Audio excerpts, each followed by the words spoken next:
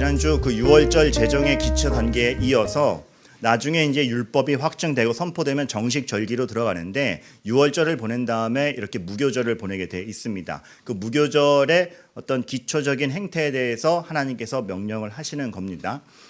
지난주와 근데 맥락을 좀 같이 하고자 합니다. 우리가 6월절 의미 자체를 살펴봤다기보다는 기초 작업이기 때문에 6월절을 대하는 우리의 마음가짐과 자세, 또 하나님께서 전제로 하시고자 하는 게 무엇인지를 살펴보고자 합니다. 무교절에 대한 자세한 사항은 역시나 6월절 같이 나중에 설명되고 보충될 본문이 또 따로 있기에 오늘 이 하나님이 무교병을 먹으라, 그리고 이거 먹지 않으면 끊쳐진 사람이나 똑같아 라는 그 엄중한 말씀과 기초작업 속에서 우리에게 뭘 교훈하시는지, 그리고 이걸 맞이하는 마음의 자세가 어때야 되는지를 먼저 살펴보겠습니다. 그것이 확증되어야 나중에 정식 절기로 또 율법 안에서 묻어날 때 그것이 그래서 그랬구나를 우리가 알게 되기 때문에 그랬습니다. 그래서 어떤 이러한 절기들을 설명하면은 그 의미와 그 묻어있는 바를 이론적으로 설명하면 굉장히 어렵습니다.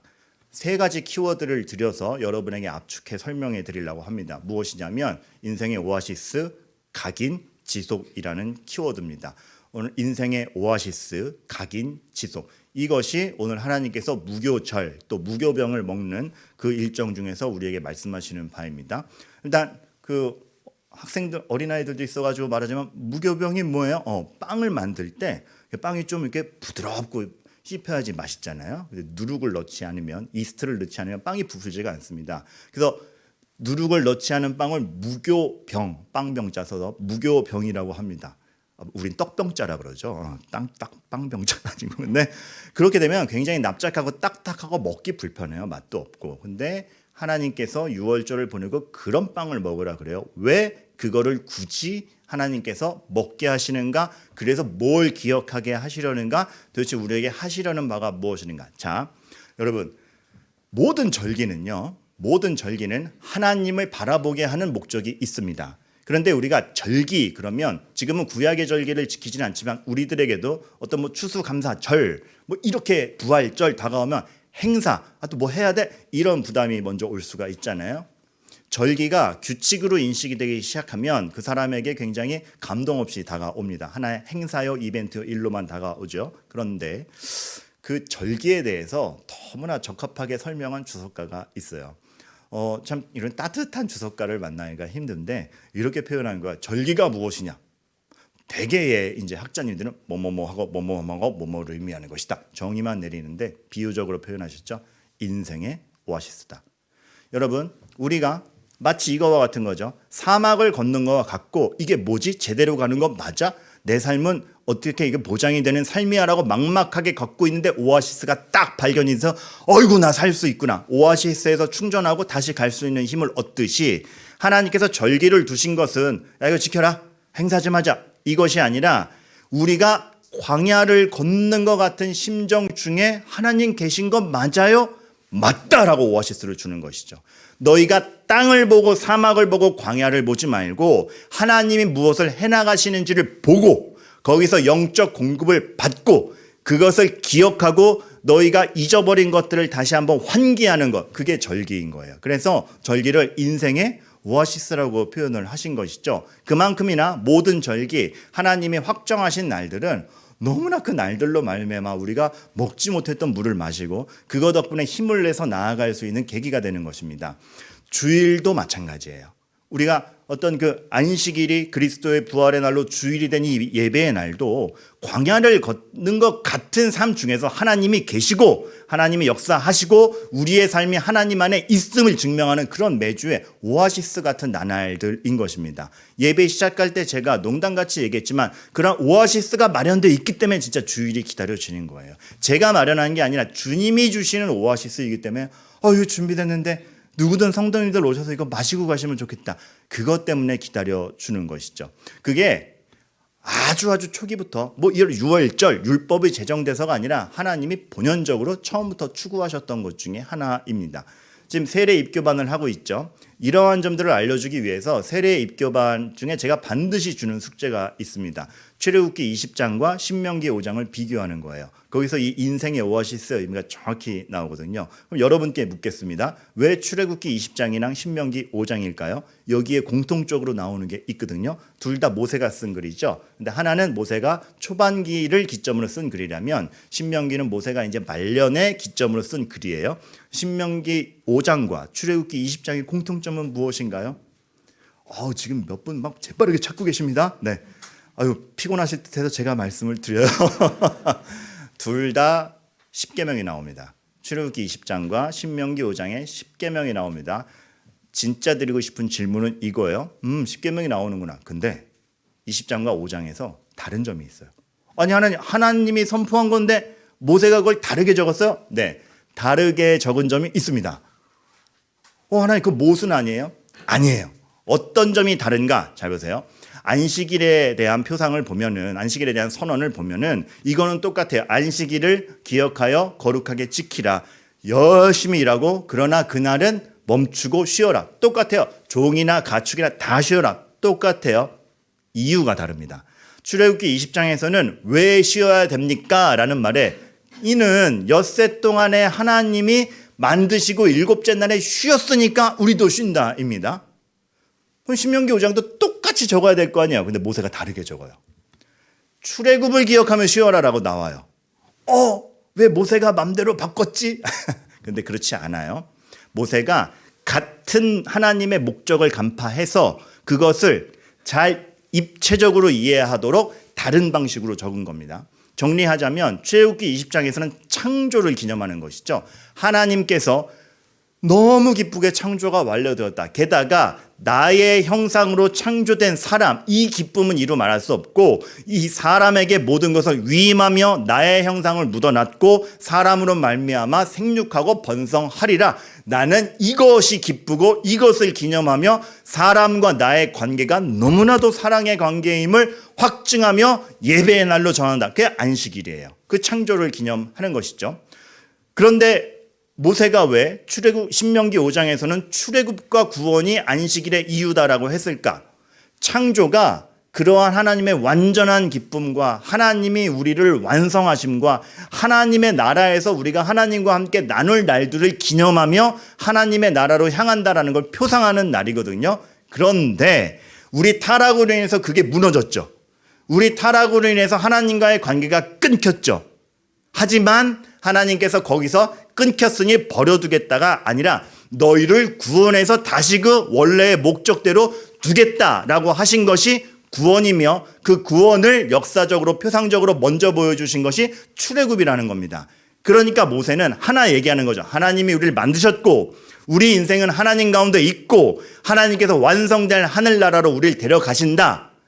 우리 죄 때문에 그게 꺾인 것 같지만 결단코 완성을 해 가신다라는 것을 두 번의 안식일 선언에 있어서 이렇게 입체적으로 표현을 해간 것이죠. 그래서 무엇이다? 우리에게 안식일이 무엇인지, 우리가 얼마나 하나님 안에서 우리 인생길이 포기되지 않고 갈 수 있는지에 대해서 딱 선언을 한 거죠. 너무나 말끔한 오아시스입니다.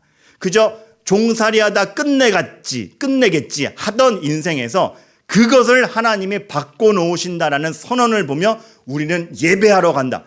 인생의 오아시스를 맛보는 것입니다. 그렇게 하나님께서 우리에게 안식일을 주신 것, 그리고 그리스도의 부활을 믿으며 주의를 지금 지켜가는 것, 이 모든 것이 하나님이 주시는 오아시스를 찾아가는 거예요. 우리 인생길이 지금 내 눈에 보이는 거로 결과하지 않고 하나님께서 이어가시고 완성해 가신 것이 분명히 있다. 늘 허리가 굽어져서 땅만 보는 우리에게 허리를 펴서 하늘을 보게 하는 것이죠. 아까 그 나에게 기도란, 거기서도 그런 문장 나오지 않았습니까? 이 땅만 보는데 하늘을 보게 하는 발버둥. 하나님께서는 그러한 오아시스를 묻어두시면서 이러한 절기들을 주신 것이니 오늘 이 무교절이라는 걸 주시는 것, 그리고 무교병을 주시는 게 쓸데없이 귀찮은 행사를 만들고 맛없는 거 먹게 해가 아니라 거기서 느껴지는 그 출애굽할 때의 위중함, 그 당시의 상황과 정서, 그러나 하나님의 바꿔두심, 피의 값으로 구원받고 그 쓴맛을 보지만 쓴맛을 대신 보실 구원자가 있을 거라는 예언의 표상까지 다 묻어있는 가운데 모든 구원의 여정과 하나님이 우리 인생에서 뭘 해가는지를 보게 하는 것, 그게 절기였고 그게 오늘 선언된 무교절이었고, 우리가 다른 의미로 신약의 의미로 주의를 지켜가며 여러 가지 절기를 지켜가는 의미인 것입니다. 우리에게 너무 달콤한 오아시스인 거죠. 제가 굉장히 좋아하는 운동선수 중에 마이클 조던이라는 선수가 있습니다. 너무 유명해서 이게 뭐 고유명사처럼 고유명사죠. 근데 하나의 브랜드처럼 돼가지고 아시는 분도 많을 거예요. 대단한 선수예요. 어떤 농구뿐만이 아니라 농구 순서인데 전 스포츠의 어떤 기점과 분기점을 만든 선수이기도 하죠. 지금 얼마나 위대한 선수냐면 그냥 요 사진 하나로 설명을 드릴게요. 이 보통 농구 선수들이 그 높은 농구 골대를 점프해서 손으로 빡 하는 걸 덩크라고 하지 않습니까? 이 사진이 뭐냐면 그 덩크를 제자리에서 하기도 힘든 건데 5m 밖에서 뛰어서 하는 장면이에요. 와, 그러니까 와, 난 정말 놀라운 게 이렇게 설명해도 하나도 안 놀라는 여러분들이 너무 놀랍고 그 정도면 나도 하지 뭐라는 눈빛이 놀랍고 5m 뭐까지 거 아이고 애들이 학교 늦으면 10m도 뛰어가는데 뭐 대단한 선수예요. 근데 이 농구 선수가 정말 신인 때부터 잘했거든요. 신인 때부터 잘했고 2년차 될 때 2년차 징크스가 보통 있는데 2년차 때 말하자면 개인 혼자 1년 내내 평균 득점이 37점이었어요. 이게 얼마나 대단하냐면 농구 경기가 평균 7, 80점대로 경기가 끝나거든요. 근데 이 선수 혼자 평균 득점이 37점이면 자기 혼자 다 한 거잖아요. 그 정도로 대단했던 선수인데 아차 3년차 시작할 때 조금 뛰다가 무릎 부상이 있어가지고 1년간 재활 훈련을 합니다. 제가 그때 그 재활 훈련하는 장면을 찍어둔 거를 봤어요. 자료를 찾아서 봤는데 이 5m 밖에서 날아오던 선수가 그 무릎을 재활하기 위해서 수영장을 이렇게 천천히 걸어가는 거예요. 땅에서 못 걸으니까 수영장에서 무릎을 회복하면서 이렇게 걸어가는데 제가 본 자료 화면이 이미 그걸 3개월째 하고 있는 거예요. 얼마나 답답하겠어요. 표정을 보니까 재활하겠다는 의지는 있는데 눈동자가 이미 핏기를 잃었어요. 이렇게 날아다니던 선수가 동료들은 지금 다 여전히 날아다니고 있고 내가 쉬는 동안 라이벌 팀은 올라가고 있고 난 이거 뭐 하는 건가. 그 수영장 그거 25m 갔다 오면은 또 가라 그러고 달리지도 못하고 그거 끝나면 뭐 지금의 의미로 도수 치료인가 막 뼈 꺾고 으악 하는 거 답답한 침대 위와 물 위에서 하루를 보내는데 그 다 끝나고 나면 녹초가 되는 거예요. 보람도 없고 농구 선수로서의 정체성이 없었겠죠. 제가 소중하게 본 장면은 그거예요. 제가 본 자료에서 그것이 이제 이게 포커싱 되진 않았어요.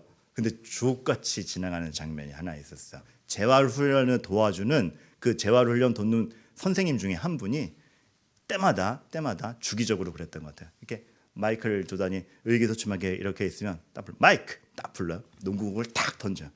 조단이 딱 받죠. 그러면 농구공을 받는 순간에 생기가 돌죠.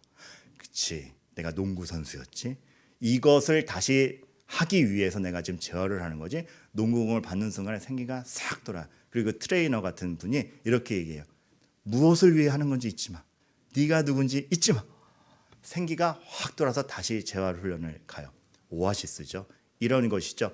우리가 왜 때마다 기도를 하고 말씀을 보고 주일에 예배로 모이는가, 다 함께 하나님을 선언하는가, 무리를 걷느라고 이게 뭔가 싶었는데 농구공 받는 거예요. 하나님이 주신 생명수 받는 거예요. 그래서 우리 인생이 지금 이걸로 무리를 걷는 건 대단한 거죠.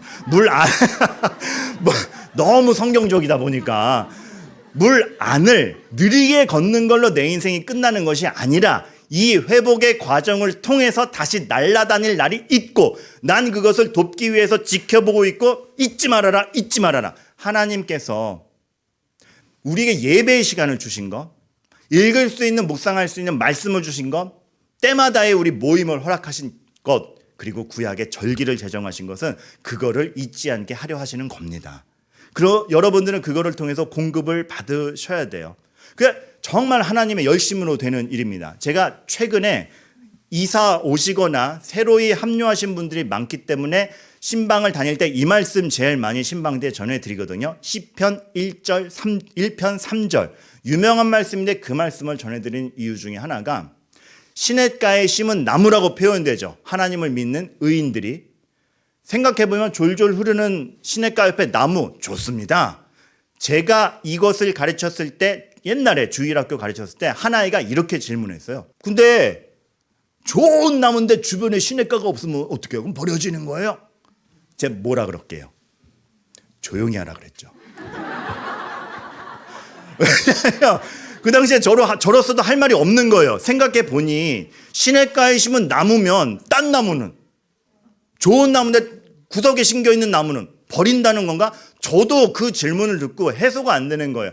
그래서 연구를 했더니 주옥 같은 게 발견됐죠. 히브리어에서 이 시냇가라는 단어가 두 가지 뜻이 있는데 졸졸 흐르는 시냇물이라는 뜻도 있지만 관계수로란 뜻이 있습니다. 네가 서 있는데 물가가 없느냐? 물길이 없느냐? 내가 파서라도 간다. 내가 파서라도 가니 널 죽이지 않고 널 포기하지 아니할 것이니 너희는 의인으로만 서 있어라. 난 너를 향해 간다. 하나님께서 절기를 주셨다. 관계수로 파고 계시는 겁니다. 우리가 인생 뭐 있어 하고 우리의 상상으로만 살다가 죽으려고 할 때 관계수로 파 가셔서 유월절, 무교절, 너희들의 인생이 어디로 향하는지 봐라. 하나님이 뭘 하시는지를 봐라. 마이크, 네가 무엇을 위해 있는지 봐. 농구공 던져주고 우리가 생기를 무엇에서 찾아가는지를 하나님께서 너무나 확정해 주시는 거죠. 그 정도의 어미함과 네가 정말 그러한 내가 펼쳐주는 길로 와서 함께 하겠느냐 아니냐 그 각오가 묻어있기 때문에 이거를 하나님의 뜻대로 행하지 아니하고 이 의미를 무시하고 니네 먹고 싶은 대로 하는 자 이스라엘에서 끊어지리라가 나온 겁니다. 단순히 규칙 안 지켰으니까 잘라버려가 아니라 이렇게까지 하는데, 이렇게까지 하는 나의 마음과 지금 물길을 퍼가면서 네 인생길이 하늘로 향함을 알려주라는 나의 전적 능력이 있는데 그거를 거부하느냐, 그것을 우습게 여기느냐, 딴 데로 가지 말아라라는 하나님의 호소. 그래서 두 번째 키워드가 나옵니다. 이만큼 중요한 거기 때문에 그거 안 지켰다고 끊어진대. 그만큼이나 하나님은 우리에게 각인시키시고 싶으신 겁니다. 그만큼이나 하나님은 우리에게 영적 각인을 시키시고 싶은 것입니다. 그 절기뿐만 아니라 이러한 중요한 의미가 묻어있는 우리에게 하늘을 바라보게 하는 것을 안 보는 사람은 하나님 엄중히 끊치거나 그 자는 죽음을 맞이하리라라고 선언을 하실 정도이죠. 예를 들어 아까 안식일 얘기가 나왔으니까 안식일을 예로 드리자면 이런 말씀이 나와요.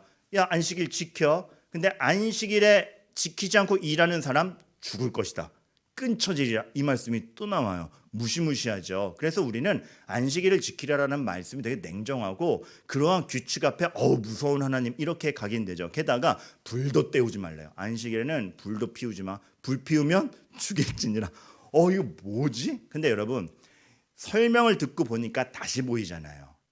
너희들의 인생 길이 너희가 심고 너희가 먹을 걸 만드는 걸로 책임져지는 인생이 아니라 하나님이 해주시는 것을 보자. 내가 너희들의 인생을 얼마나 책임지고 있고 다르게 이어가는지를 보자. 그렇기 때문에 내가 그 창조를 기뻐했던 죄로 인해서 무너졌지만 다시 세워가고자 하는 그 예배의 날 안식일, 내가 너희 인생을 책임지고 있다라는 그 날에 이거에 함께하지 않는 사람은 내비두면 죽는 거와 똑같다. 절대 그러지 말아라. 하나님은 선언을 하시는 겁니다. 근데 왜 불도 피우지 말라 그래요? 우리가 지금은 가스레인지가 있고 여러 가지 물건들이 있으니까 그렇지만 그 시대에 불 피우는 거라는 건 얼마나 정성이 들어갑니까? 애들 수련해 주면서 캠프파이어 한 번만 만들려고 그래도 불 피우고 보존하는 거 너무 어렵습니다. 혹시 불 피우는 캠핑을 가보신 분들은 그 불의 귀함을 아실 거예요. 얼마나 계속 신경 써야 되고 아궁이가 있어도 바람막이를 해주는 아궁이가 있어도 그 불 살리고 불 어떻게 되나는 일하려고 피워놓으면 무슨 일을 할지부터 정해야 되지만 그 불 피워놓는 거 힘들고 살리는 거 계속 신경 갑니다. 근데 안식일에 불을 피운다? 예배하세요. 난 내 할 일을 할래요. 그리고 자기 마음이 온전히 불에 가 있는 거 아닙니까? 내 인생 내가 책임져요. 내가 만드는 것으로. 규모만 다르지 바벨탑인 겁니다. 하나님 너무하신 애가 아니라 그 길로 가지 말아라 인 것이죠. 조금 이 와닿는 표현으로 해볼까요? 운전해서 예배실에 왔어요. 예배당 가까이 세웠어요. 내려요. 근데 얘기하는 거. 넌 내리지 마. 왜요? 시동 끄지 말고 기다려. 왜요? 난 목사님 축도하기 전에 나와가지고 여기 놀러 갈 거니까 시동 끄지 말고 기다려. 계속 신경 쓰는 거죠. 그 어떻게 나오죠? 어떻게 실감 나죠? 아니 우리는 그런 분 없습니다. 근데 이에 비유하자면, 그러니까 불 피운다가 그런 의미를 갖는 거예요. 하나님에 대한 존중, 하늘나라에 대한 사모함, 하나님이 뭘 하고 계신지에 대한 마음 전혀 없이 자기의 일상에, 자기가 만들어내는 인상에 모든 것이 가 있는 거죠. 그런 자 끊어지리라가 나오는 겁니다. 그렇게까지 해서라도 하나님께서는 내가 너희와 함께 있다를 각인하고 싶으신 거죠. 그리고 보면 너희 초소에 불도 피우지 마라, 그날은 일상을 중단해라는 말은 뒤집으면 나와 함께하는 것이 진짜 삶 속에서 유효하다. 그래서 너희 삶 속에 나의 말씀을 각인시키겠다라는 하나님의 각오가 있는 것이에요. 뒤집어 얘기하면 하나님을 정말 온전히 확신하는 사람, 주일에 오아시스에서 기도하시고 하나님과 소통하고 가신 사람은 그 은혜가 각인되어서 그 다음 날에 살아갈 용기를 얻는 것입니다. 기도했더니 다 잘 풀려가 아니라 그냥 가던 인생을 그래도 소망을 갖고 버텨내는, 하나님이 우리에게 언제 어려움이 없다 그랬습니까? 데살로니가 말씀만 봐도 슬픔이 온다. 그런데 소망 없는 자와 같이 슬퍼하지는 말아라. 그게 다른 거죠. 그게 여러분에게 오늘 주어지는 오아시스가 그래서 똑같은 스트레스가 있겠지만 한 걸음 더 나아가는 발판이 되기를 바라시겠고, 그 삶 속에서 정말 각인이 되기를 바라요. 하나님께서는 참 너무 감사하게도 그 은혜의 각인을 위해서 청년 시절에 이런 걸 경험하게 하셨습니다. 제가 청년 시절 인터넷 없었습니다. 아직. 그렇게 있었지만 모두가 이렇게 누리는 것은 아니었어요. 왜냐하면 사진 한 장 보내는 대로 한 장 사진 보낼게 딱 하고 디딕 3시간 뒤에 갔어, 이런 시절이었잖아요. 지금 어린아이가 있는데 믿기지 않는다는 여러분, 그렇기 때문에 뭐 동영상으로 전송이 된다? 상상도 못할 일이기 때문에 그 당시에선 예배당으로 오지 않으면 예배는 없었습니다. 라디오로 듣거나 아니면 나중에 녹화 방송을 뭐 기독교 방송 통해서 겨우겨우 보거나, 결국은 다리를 못 쓰게 되신 권사님이 있었어요. 집에 그냥 계시는 거죠. 엘리베이터가 없는 빌라였어요. 그러니까 전화가 오셨어요. 교회가 너무 가고 싶습니다. 어떻게 방법이 없겠습니까? 어이구, 회의가 열렸죠. 성실한 청년 4명을 뽑았습니다. 물론 저도 들어갔겠죠. 성실한 청년이니까. 그분을 들고 와라. 4명이 갔어요. 올라갔어요. 휠체어 하자. 이분이 예배를 드리시는다. 그게 그냥 물건 들고 오는 거랑 달라서 사람이 계시잖아요. 그래서 그 권사님을 이렇게 묶어드리고 이렇게 가는데도 이게 조금만 쏠려도 우화장창이니까 얼마나 조심해야 하는지 몰라요. 게다가 우리 교회도 본당이 4층이었는데 나중에 생겼지만 그때까지만 해도 엘리베이터가 없었어요. 내려와서 다시 올라가니까 땀을 뻘뻘 흘리게 되고, 아직도 잊혀지지 않아요. 그 갈 때 권사님이 이렇게 앞 들고 가면 여기 꼭 잡는 그 느낌이 지금도 사라지지를 않아요. 한번 이렇게 계단 내려서 그냥 밀고, 이제 도로에서는 잠깐 밀 수 있으니까 한 번은 친해진 다음에 무심코 그런 말이 나와서 권사님, 하나님 왜 이렇게 힘들게 권사님 교회 다니게 하실까? 근데 권사님이 씩 웃으면서 다 그 얘기를 해요. 그래서 내 몸에 절실함이, 하나님을 향한 간절함이 각인되자니요. 딱 이 말씀. 여러분, 제가 각인이란 표현을 그때부터 좋아한 겁니다. 설교 중에 종종 쓰죠. 그때의 기억 때문에 그래요. 은혜가, 간절함이, 하나님 앞에 예배드리는 거 이렇게 중요하다는 게 내 온몸에 각인되잖아. 그러면서 저도 각인되는 게 있는 거예요. 그 꽉 잡을 때, 그것이 그냥 두려움이 아니라 얼른 교회 가고 싶은데 오늘도 갈 수 있겠지? 이 청년들 고맙다. 그 은혜의 각인, 교통의 각인, 성도가 교제하는 곳이, 하나님의 은혜 가운데 교제하는 곳이 교회이구나. 저는 그 휠체어 봉사를 통해서 그런 것을 제 몸에 각인하게 될 줄 몰랐어요. 근데 그거 하나가 교회가 무엇인지, 우리가 어떻게 기쁨을 누려가는지를 갖다가 너무나 각인시켜 주셨던 것이죠. 그러면서 저도 평소에 깨닫는 겁니다. 나도 영적 휠체어를 타고 있는데 누군가의 배려와 자비로 이 자리에 있는 것이다. 그게 각인되니까 그 다음부터야 정말 삶의 지표가 달라졌던, 다시 생각하게 되고 무엇 하나 쉽게 불평하지 않고 갔던 기억들이 있습니다. 우리가 삶에서 마주하게 되는 정황들이 사실은 왜 일어나가 아니라 하나님이 그런 각인을 이루어내고 계시니, 여러분 제발 부탁드리는데, 제가 물은 주일날 잘 준비해서 오아시스를 퍼다 드릴 테니까 주중에 여러분 부탁드립니다. 힘들겠지만 버텨주시고 무슨 각인을 해나가시나 한번 찾아봅시다라는 게 오늘 설교에서 여러분께 요청드리는 바입니다. 그러다 보면 사실 우리는 기적보다는 평범을 더 많이 체감해요. 하지만 저는 또 하나 기대하기로는 그러는 와중에 하나님의 폭발력도 있으리라 생각이 듭니다. 제 친구 할아버지, 그러니까 제 친구 삼촌이 젊은 나이에 먼저 돌아가셨어요. 우리가 어릴 때였으니까. 안 믿는 집안이었는데 제 친구 어머니가 기독교인이셨거든요. 그러니까 괜히 화살이 몰리는 거예요. 근데 동생이 또 형수의 말 때문에 믿음이 생기고 죽은 거예요. 그러니까 아버지로서는 괜히 그 살게 냈더지 그 예수 이름 들어가니까 죽지 않았냐고. 조상이 분노해가 죽지. 이렇게 된 거예요. 그렇게 분노하고 계신데 그래도 동생이 믿고 죽었으니 교회장으로 하게 된 거예요. 예배하는 내내 못 참으시는 거죠. 예배하는 내 얼굴이 울그락불그락 된 채로 이렇게. 근데 위로 예배, 입관 예배, 발인 예배, 하관까지 하면서 어쨌든 복음을 들으신 거예요. 이게 뭐지? 이게 뭐지? 내가 이렇게 분노하고 있는데 내 아들을 향해서 뭐라 그러는 거야? 어디에 갔다는 거야? 복음이 들어왔어요. 뭔가 들으신 것 같아요. 장례를 경험하신 분들은 그 마음에 애전함이 있는데 일상으로 돌아오면 그때 슬플 때가 있습니다. 그 허전함. 그래서 다들 아버지를 걱정했대요. 장례 끝나고 분노하시고 허전함 때문에 이렇게 더 마음이 녹아내리시면 어떡하나. 며느리한테 전화가 와서 올 게 왔구나. 근데 제 친구 할아버지가 제 친구 어머니한테 그렇게 말씀을 하더래요. 내가 기도라는 걸 해봤다. 근데 니네가 얘기하는 은혜라는 게 이거냐? 나 우리 아들 다시 만나려면 이거 믿으면 되는 거냐? 우리는 철학을 얘기하는 사람들이 아닙니다. 하나님의 진짜 심령의 각인과 역사를 바라보며 우린 나아가는 사람들입니다. 특수한 경우예요. 모든 이들에게 이러한 것이 생기지 않을 거야. 하지만 그렇게 하시는 하나님이 우리 삶 속에서 지속하고 계시니 우린 나아가는 겁니다. 그래서 여러분 마지막 키워드가 지속인 거예요. 그래서 마지막 키워드가 지속인 거예요. 근데 잠깐 의아하시죠? 목사님 저 장마 속의 입시는 뭐예요? 이것도 끝내주는 건데 지금 시간이 너무 많이 흘러가지고 이건 나중에, 그래서 제가 선견지명에서 괄호 속에 넣어놨잖아요. 못할 것 같아서. 근데 이것도 끝내줘요. 나중을 기대하세요. 나중을. 수능 특집이어서 넣은 건데 이미 주제는 충분히 전달된 것 같아요.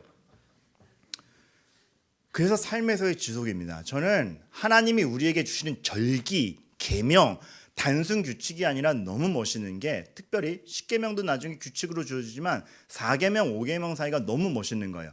그 우리가 방금 끊어내버리라 하는 그 안식일, 그 안식일을 기억하여 거룩히 지키는 것이 결국은 하나님이 누구시며 내 인생에 무엇을 하는지 알아가는 거라고 우리가 지금 얘기하는 거 아닙니까? 그렇죠? 그런데 그 하나님의 안식일을 지키는 자의 삶이 어디로 가야 되느냐라고 했을 때 5계명, 부모를 공경하라고 하는 것이죠. 하나님 앞에 무릎 꿇은 자가 땅에서 해가는 것, 부모를 공경하라. 내 인생 내가 다 알 수 없다. 내 의견이 다 맞지 않다. 어른이 있기 때문에 내가 있다라는 겸손. 하나님께 순종하는 것만큼이나 내 앞에 누군가에게도 공경을 표할 수 있는 인격. 하나님은 그 하늘의 일이 땅에서 이어지기를 원하시고 그 이어가는 순간순간에 우리들에게 오아시스들을 주고 계신 것. 오늘 여러분이 이 자리에 모인 것이 그러한 것. 그러면 다시 용기 내어서 내일을 살아가야 된다라는, 오늘 4계명 하고 계시니 5계명 하십시오. 많은 것들이 공격해 오겠지만 6계명 하십시오. 안 될 것 같지만 7계명 하십시오. 우리의 삶이 무엇을 위해 주어져 있는가? 지난주에 잠깐만 말씀드렸지만 오늘 또 인용하게 되는 그 말씀, 이때를 위함이 아니냐. 에스더 입장에서는 포로로 잡혀간 나라에서 이방 여인의 신분이 내가 뭘 할 수 있을까? 그나마 왕후가 되는 거에 선발되면 내 삶이 좀 보장되지 않을까? 왕후 선발전에 가서 발탁이 됐죠. 말이 왕후지 그렇게 발탁됐으니 얼마나 눈치가 보여요. 잘못해서 나중에 벌 받으면 이 자리 유지해야 되는데 이거 놓치면 나 이제 뭐 먹고 살아. 그게 왕후 아니었겠습니까? 특별히 이방 여인이었던 에스더에게. 근데 그런 에스더에게 사촌 모르드게가 와서 얘기하는 겁니다. 하나님은 역사를 지속하실 것이고 하나님의 백성을 보호하실 것인데 네가 왕으로 있는 것이 단지 우리 삶의 형편 나아졌다가 아니라 이때를 위함이 아니냐. 하나님을 알 때 오늘 내가 이 자리에 있는 게 무엇인지를 생각해보고 하나님의 영광으로 지속시키려는 각오, 이때를 위함이 아니냐, 목숨 걸고 나가는 거죠.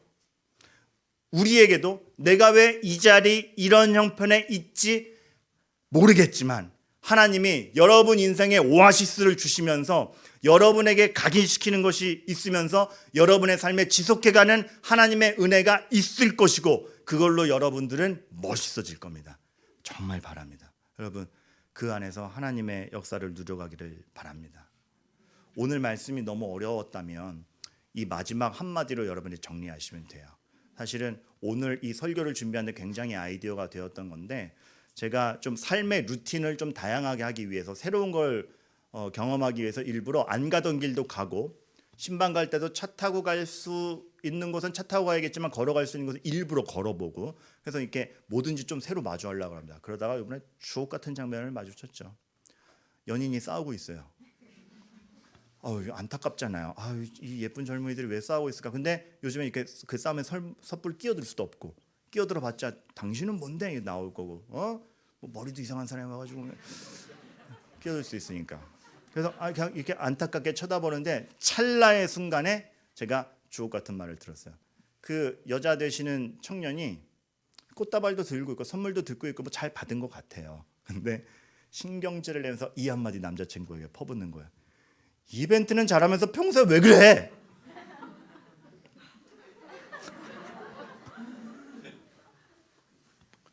이벤트로 때우는 거죠. 해줬잖아. 왜 또 그래? 왜 이벤트를 하는가? 평소가 행복하기 위해서 늘상 너를 사랑하니까 이벤트로 찍어주고 다시 더 사랑하자가 이벤트 아닙니까?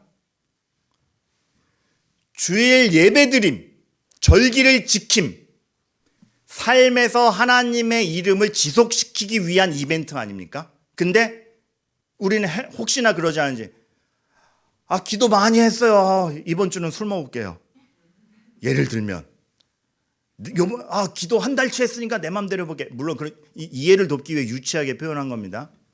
주일의 이벤트가 삶 속에서 퍼지지 않는 건 아닌지 우리의 내일부터의 삶이 하나님 앞에 한 걸음이기 위해서 오늘의 이 주일이라는 기점이 찍힌 건데 하나님께서는 그러한 마음으로 오늘 무교절을 찍어주신 겁니다.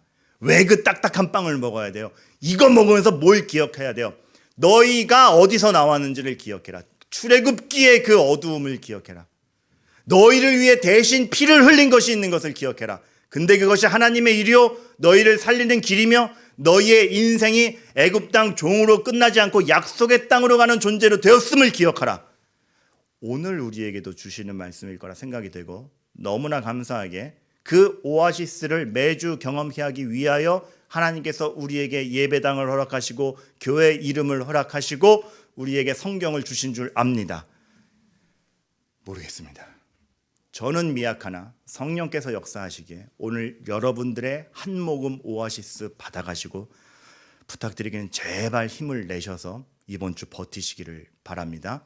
수능이 있습니다. 아이들이 시험에 매몰되지 않고 그 위중한 시험을 겪어감이 대학의 당락이 아니라 하나님이 내 삶을 언제나 함께하고 계시고 내 인생은 하나님이 돌보고 계신다라는 각인, 그리고 그 각인 가운데 대학에 붙으나 떨어지나 어떤 형편에서든지 하나님 사람다움을 지속해 갈 수 있는 역사가 우리 아이들 안에 있기를 원하고 그러기 위해서 오아시스 자리를 수능 기도회로 만든 것뿐입니다. 그게 수능 기도회를 만들어 시험을 잘 치게 하옵소서. 물론 기도 그렇게 할 겁니다. 실수 없이. 그러나 우리는 부적 요행을 바라는 것이 아니라 이것을 이어가기 위함입니다. 우리 모두에게 그러한 은혜의 복이 있기를 바랍니다.